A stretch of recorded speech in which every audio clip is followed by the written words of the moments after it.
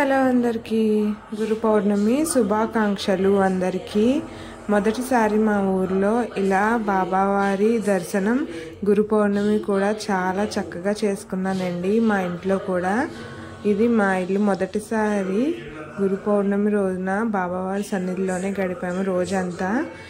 మాకు 3 రోజుల నుండి ఫుల్గా వర్షాలు, మా సైడ్ అయితే మాత్రం మార్నింగ్ లేచేసరికి చూసారు కదా క్లైమేట్ ఎలా ఉండిందో।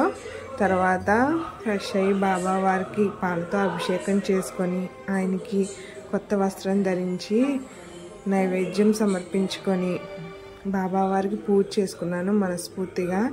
అంతకన్నా బాగా ఎప్పుడూ నేను వెళ్ళలేదు బాబావారి గుడిలో, గురు పౌర్ణమి చూడలేదు। ఈసారి మాత్రం రోజంతా అక్కడే ఉన్నట్టుగా బాబావారి సన్నిధిలోనే గడిపాను। చాలా ప్రశాంతంగా గడిచిందండి।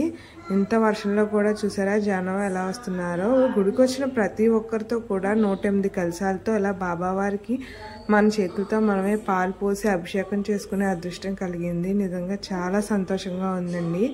ఈ అభిషేకం అనంతరం నిజంగా హోమం జరిపించారు। హోమం పూర్తయ్యే లోపు బాబావారిని అలంకరించి మళ్ళీ బాబావారి దర్శనం, బాబావారి హారతి అన్నీ కూడా నిజంగా ఈరోజు చాలా బాగా గడిచిందండి। ఇది మీకు కూడా చూపిద్దాం బాబావారిని రోజు గురు పౌర్ణమి రోజు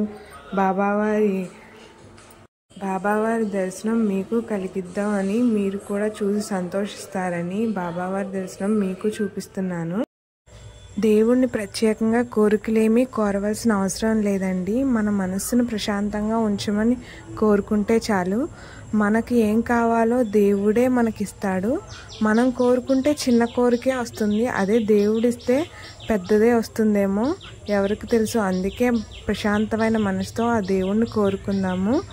మనతో పాటు మన చుట్టూ ఉన్న వాళ్ళు కూడా సుఖ సంతోషాలతో కలిగి ఉండాలని, ఆ బాబావారు ఎల్లప్పుడూ కరుణ కృప అందరి మీద ఉండాలని కోరుకుంటున్నాను। జై సాయిరామ్।